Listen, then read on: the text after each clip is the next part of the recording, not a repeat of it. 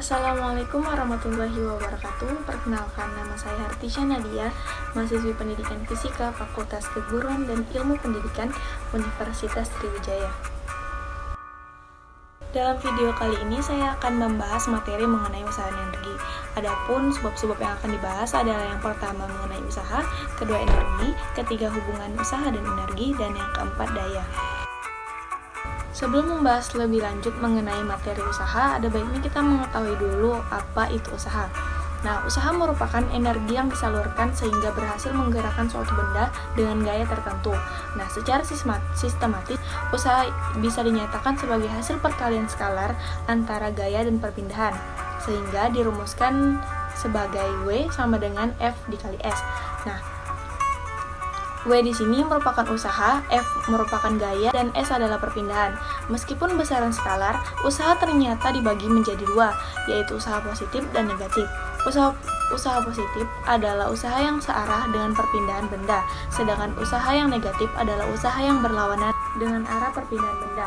Nah, usaha tidak selamanya dilakukan pada bidang datar, tetapi juga bisa dilakukan pada bidang miring. Yang pertama, usaha pada bidang datar. Gambar tersebut menunjukkan ada suatu gaya yang dibutuhkan untuk menarik benda sampai pindah sejauh S. Jika gaya tersebut membentuk sudut θ terhadap perpindahan, perumusannya menjadi seperti berikut. W sama dengan F cos θ dikali S sama dengan Fs cos θ. Usaha pada bidang miring. Jika usaha yang dilakukan benda berada di atas bidang miring, kita harus mampu menguraikan komponen gaya-gayanya, seperti pada gambar tersebut.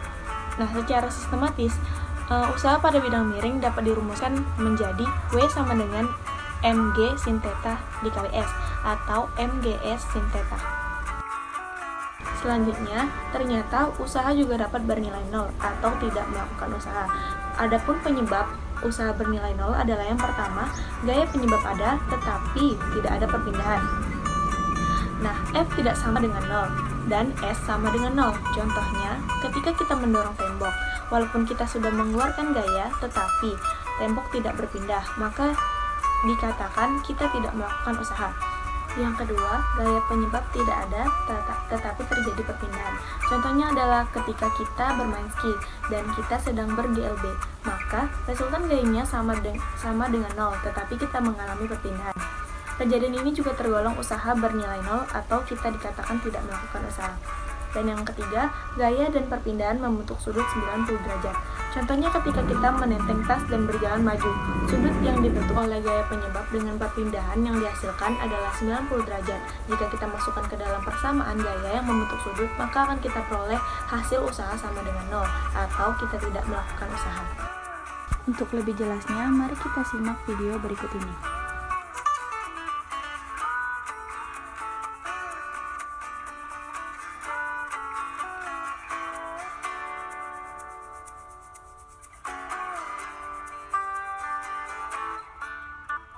Dari video tersebut dapat dilihat ada dua orang sedang mendorong mobil dengan sekuat tenaga, tetapi mobil tidak bergerak dari posisinya. Menurut bahasa, mereka sudah melakukan usaha atau kerja, tetapi menurut fisika, mereka tidak melakukan usaha, karena benda tidak mengalami perpindahan atau S sama dengan 0. Selanjutnya materi mengenai energi. Apa itu energi? Energi sering juga disebut dengan tenaga. Energi juga dihubungkan dengan kerja. Jadi, energi dapat didefinisikan sebagai kemampuan untuk melakukan kerja. Dalam fisika, energi dihubungkan dengan gerak, yaitu kemampuan untuk melakukan kerja mekanik. Energi di alam adalah besaran yang kekal, dengan sifat-sifat sebagai berikut. Yang pertama, transformasi energi. Energi dapat berubah menjadi energi bentuk lain, tidak dapat hilang. Misalnya, energi pembakaran berubah menjadi energi penggerak mesin. Yang kedua, transfer energi. Energi dapat dipindahkan dari suatu benda ke benda lain. Misal, kita memasak air. Energi dari api pindah ke air menjadi energi panas. Energi panas atau kalor dipindah lagi ke uap menjadi energi uap. Yang ketiga, kerja. Energi dapat dipindah ke sistem lain melalui gaya yang menyebabkan pergeseran, yaitu kerja mekanik. Yang keempat, energi tidak dapat dibentuk dari nol dan tidak dapat dimusnahkan. Dari penjelasan tersebut dapat kita simpulkan, energi adalah kemampuan untuk melakukan usaha. Kita harus tahu bahwa energi ini sifatnya kekal. Artinya, energi tidak dapat musnah, tetapi hanya bisa berubah bentuk dari energi satu ke energi lainnya. Adapun macam-macam energi adalah yang pertama energi kinetik. Energi kinetik adalah energi yang dimiliki oleh benda bergerak. Benda bergerak memiliki energi kinetik karena adanya kecepatan. Secara matematis dirumuskan dengan Eka sama dengan setengah mv kuadrat. Yang kedua adalah energi potensial. Energi potensial adalah energi yang dimiliki benda karena ketinggiannya. Secara matematis, energi potensial dirumuskan dengan EP sama dengan mgh. Selanjutnya, energi potensial pegas. Energi potensial pegas adalah potensial saat pegas diregangkan atau dimanfaatkan. Secara matematis, energi potensial pegas dirumuskan sebagai EP sama dengan setengah K dikali delta X kuadrat. Dan yang keempat, energi mekanik.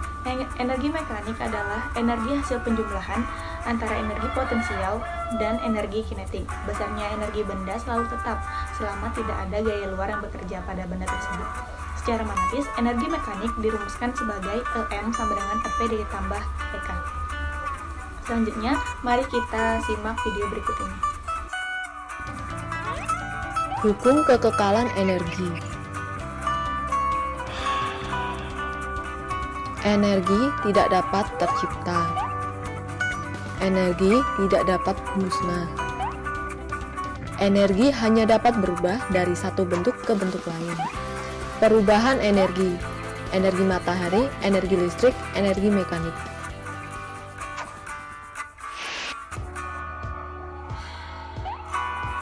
Energi potensial, energi karena posisi.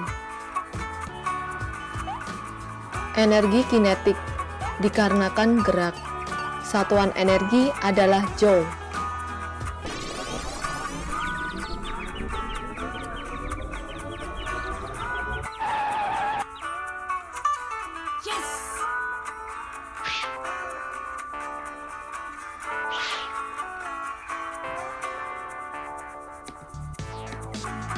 Ketika kita pegang ban di satu sisi,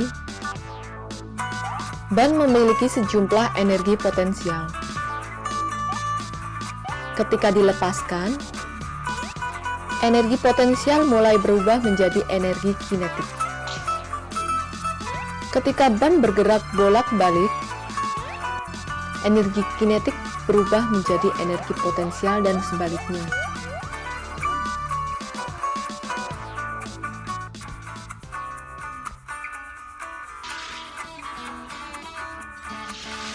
Selanjutnya, materi mengenai hubungan usaha dan energi. Seperti yang telah kita ketahui, usaha merupakan perubahan energi yang terjadi pada suatu benda, baik perubahan energi kinetik maupun energi potensial.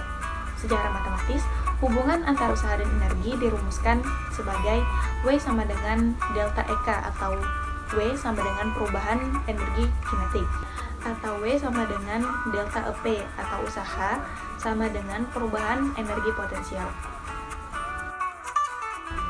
Materi yang terakhir adalah mengenai daya. Daya adalah kecepatan untuk melakukan usaha.